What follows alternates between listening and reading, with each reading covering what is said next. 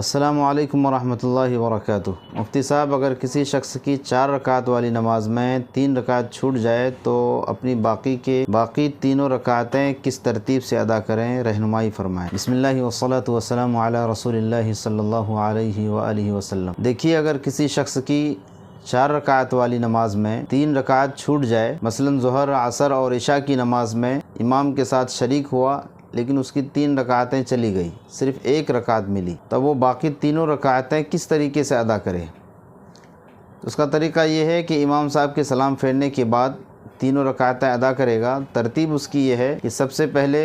امام صاحب کے سلام پھیرنے کے بعد جب کھڑا ہو تو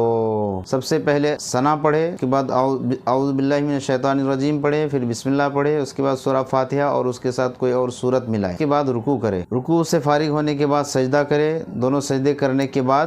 تشہد میں بیٹھ جائے التحیات پڑھنے کے لیے، اس لیے کہ یہ رکعت اگرچہ اس کی پہلی رکعت ہے چھوٹنے کے اعتبار سے، لیکن ادائیگی کے اعتبار سے اس کی دوسری رکعت ہے، تو 2 رکعت کے بعد تشہد ہے تو اس میں تشہد میں بیٹھ جائے، پڑھنے کے بعد پھر یہ تیسری رکعت کے اعتبار سے اس کی دوسری رکعت ہے تو اس میں شروعات کرے بسم اللہ الرحمن الرحیم، اس کے بعد سورہ فاتحہ کے بعد پھر کوئی سورت ملائے، پھر رکوع سجدے کرنے کے بعد اب نہ بیٹھے بلکہ سیدھے کھڑے ہو جائے، سیدھے کھڑے ہونے کے بعد بسم اللہ الرحمن الرحیم پڑھے، کے بعد سورہ فاتحہ پڑھنے کے بعد رکوع کر دے، پھر سجدے سے فارغ ہونے کے بعد قاعدہ اخیرہ کرے، اس طرح سے اپنی نماز مکمل کرے۔ یہ طریقہ ہے 3 رکعت چھوٹنے کی صورت میں ادائیگی کا۔ لیکن اگر کسی کی 2 رکعت اگر چھوٹی ہے انہی تینوں نمازوں میں، یعنی ظہر، عصر اور عشاء کی نماز میں، اگر کسی نے 2 رکعت نماز آخر کے امام صاحب کے ساتھ پڑھی اور شروع کی 2 رکعت نماز چھوٹ گئی ہے تو اس کے ادا کرنے کا طریقہ یہ ہے کہ امام صاحب کے سلام پھیرنے کے بعد کھڑا ہو، ثنا پڑھے، اعوذ باللہ بسم اللہ پڑھنے کے بعد سورہ فاتحہ اور کوئی سورت اس کے ساتھ ملائے، اس کے بعد رکوع سجدے سے فارغ ہونے کے بعد